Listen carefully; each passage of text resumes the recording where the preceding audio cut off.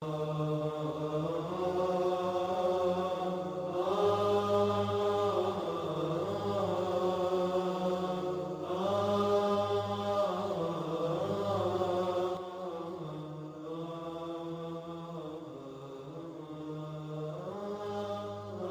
علیکم۔ آج ہم قرآن مجید کی ایک بہت ہی اہم سورۃ المؤمنون کے کچھ منتخب حصوں پر بات کریں گے۔ وعلیکم السلام۔ جی، کوشش ہوگی کہ ان آیات میں جو گہرے سبق ہیں ان کو سمجھا جائے، خاص طور پر جو کامیاب مومنوں کی صفات ہیں، اللہ کی قدرت کی نشانیاں اور وہ احتساب کا تصور، اس پر غور کریں۔ بالکل۔ تو آغاز سورت کی پہلی آیت سے ہی ہوتا ہے، ایک بڑا واضح اعلان، قد افلح المؤمنون۔ جی، یقیناً کامیاب ہو گئے ایمان والے۔ تو سوال یہ پیدا ہوتا ہے کہ یہ کامیابی کن لوگوں کے لیے ہے؟ کیا اوصاف ہیں ان کے؟ جی، یہی اہم نکتہ ہے۔ قرآن فوراً ان اوصاف کو بیان کرتا ہے۔ سب سے پہلے فرمایا الذین ھم فی صلاتہم خاشعون، یعنی وہ جو اپنی نماز میں خشوع اختیار کرتے ہیں، پوری توجہ، عاجزی۔ بالکل، صرف رسم نہیں بلکہ دل کی حاضری۔ پھر فرمایا والذین ھم عن اللغو معرضون، لغو باتوں سے پرہیز، یعنی فضول بے مقصد کاموں اور باتوں سے بچنا۔ صحیح، وقت اور توانائی کو مثبت چیزوں میں لگانا۔ اس کے بعد ہے والذین ھم للزکاۃ فاعلون، زکوٰۃ ادا کرنے والے۔ مالی پاکیزگی اور معاشرتی ذمہ داری دونوں پہلو آ گئے۔ جی ہاں، پھر شرمگاہوں کی حفاظت کا ذکر ہے۔ والذین ھم لفروجہم حافظون، سوائے اپنی بیویوں اور لونڈیوں کے، یعنی پاک دامنی اور جائز حدود کا تعین۔ بالکل۔ اور پھر امانتوں اور وعدوں کا پاس، والذین ھم لاماناتہم وعہدہم راعون، یہ معاشرتی اعتماد کی بنیاد ہے۔ جی، بہت اہم۔ اور آخر میں فرمایا والذین ھم علی صلواتہم یحافظون، یعنی نمازوں کی پابندی کرنے والے۔ شروع خشوع سے کیا اور اختتام پابندی پر۔ تو یہ وہ اوصاف ہیں جو کامیابی کی ضمانت ہے۔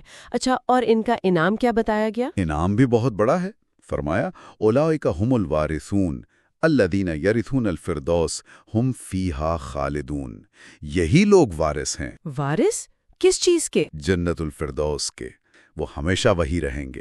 تو دنیا کے یہ اعمال اور آخرت کا وہ عظیم انعام ایک واضح تعلق ہے۔ سبحان اللہ، بہت خوب۔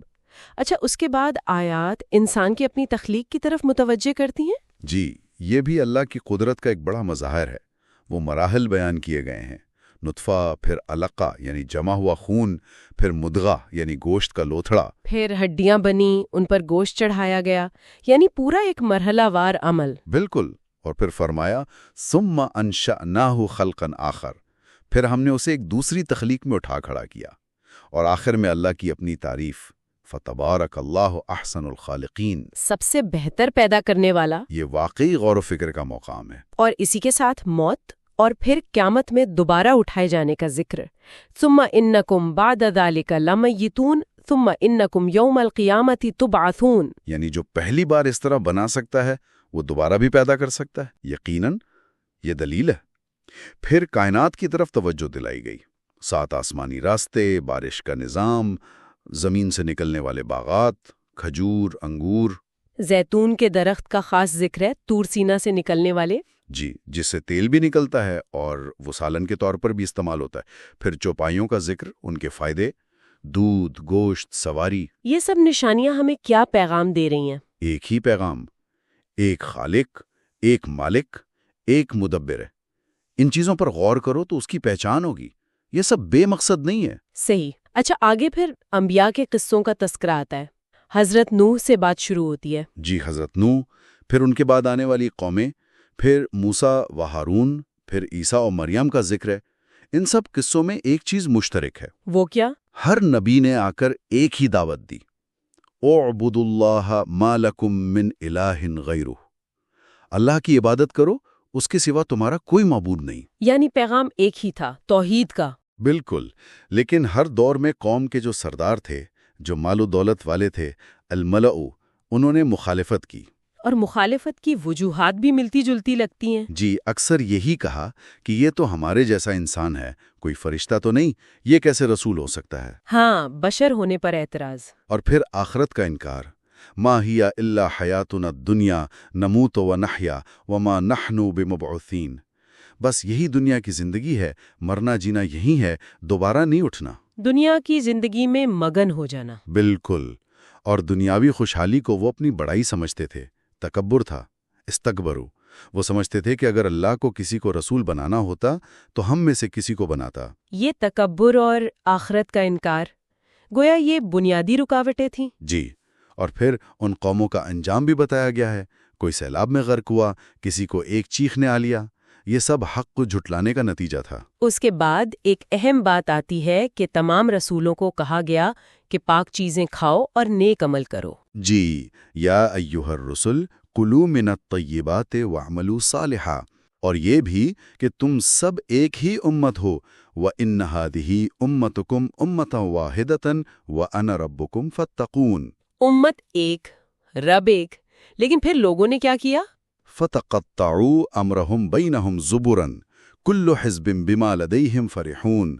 انہوں نے اپنے دین کو آپس میں ٹکڑے ٹکڑے کر لیا، ہر گروہ اسی پر خوش ہے جو اس کے پاس ہے۔ یہ تو آج بھی نظر آتا ہے۔ بالکل، اور پھر ایک غلط فہمی کا ازالہ کیا کہ اگر کسی کو دنیا میں مال اور اولاد زیادہ مل رہی ہے تو وہ یہ نہ سمجھے کہ اللہ اس سے بہت راضی ہے۔ جی، یہی فرمایا، أَيَحْسَبُونَ أَنَّمَا نُمِدُّهُم بِهِ مِن مَالٍ وَبَنِينَ نُسَارِعُ لَهُمْ فِي الْخَيْرَاتِ بَل لَّا يَشْعُرُونَ۔ وہ سمجھتے ہیں ہم ان کے لیے بھلائیوں میں جلدی کر رہے ہیں، نہیں، بلکہ وہ شعور نہیں رکھتے، اصل معیار کچھ اور ہے۔ اور وہ معیار کیا ہے؟ وہ آگے بتایا گیا ہے مومنین کی صفات میں۔ جی، اب پھر سے مومنین کا ذکر ہے، وہ جو اپنے رب کے خوف سے ڈرتے رہتے ہیں، مشفقون، اس کی آیات پر ایمان لاتے ہیں، شرک نہیں کرتے، اور اللہ کی راہ میں دیتے ہیں، مگر دل پھر بھی ڈرتے رہتے ہیں کہ قبول ہوا یا نہیں۔ والذین یؤتون ما آتوا وقلوبهم وجلة انہم الی ربہم راجعون۔ سبحان اللہ، کیا کیفیت ہے! یہی لوگ ہیں جو نیکیوں میں جلدی کرتے ہیں، اولئک یسارعون فی الخیرات، اور ان کے مقابلے میں وہ لوگ ہیں جن کے دل غفلت میں ہیں، فی غمرتن، جو حق سے منہ موڑتے ہیں، تنکیسون، تکبر کرتے ہیں، اور حق کو ناپسند کرتے ہیں، بل اکثرہم للحق کے کارہون۔ ان سے سوال ہے، افلم یدبروا القول، کیا انہوں نے اس کلام پر غور نہیں کیا؟ اللہ کی نعمتوں کا پھر سے ذکر ہے، کان، آنکھیں، دل، زندگی موت، رات دن کا آنا جانا۔ فرمایا، افلا تاقلون، کیا تم عقل سے کام نہیں لیتے؟ لیکن وہ وہی پرانی باتیں دہراتے ہیں، ان ھذا الا اساطیر الاولین، یہ تو بس پچھلے لوگوں کی کہانیاں ہیں۔ پھر آیات 84 سے آگے اللہ کی حاکمیت کے بڑے زبردست دلائل ہیں۔ جی، ان سے پوچھا گیا، زمین اور جو کچھ اس میں ہے کس کا ہے؟ ساتوں آسمان اور عرش عظیم کا رب کون ہے؟ ہر چیز پر اختیار کس کا ہے؟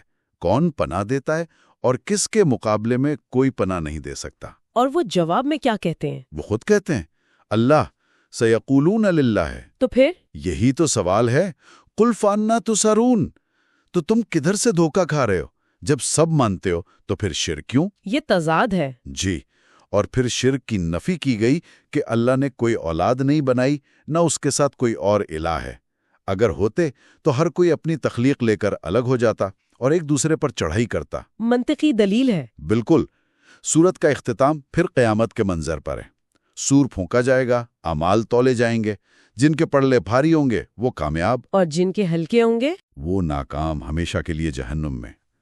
وہ حسرت کریں گے، رب ارجعونی لعلی اعمل صالحا فیما ترکت، اے رب مجھے واپس بھیج دے تاکہ میں نیک عمل کروں۔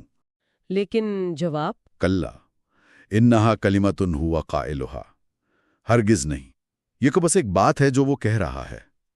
مہلت ختم، اس دن رشتے ناتے کام نہیں آئیں گے اور کافر فلاح نہیں پائیں گے۔ تو خلاصہ یہ ہوا کہ سورۃ المؤمنون شروع ہوتی ہے کامیابی کے ذکر سے، پھر اس کے اوصاف بتاتی ہے، اللہ کی قدرت اور تخلیق پر غور کی دعوت دیتی ہے، پچھلی قوموں کے انجام سے عبرت دلاتی ہے، توحید پر زور دیتی ہے، اور آخر میں حساب کتاب اور جزا سزا کا یقین دلاتی ہے۔ بالکل، یہ ایک مکمل نقشہ ہے ہدایت کا۔ اور آپ نے شروع میں ذکر کیا تھا، آخر میں ایک نقطہ ہے جو سوچنے پر مجبور کرتا ہے۔ جی، وہ آیت 115 کا سوال بہت گہرا سوال ہے۔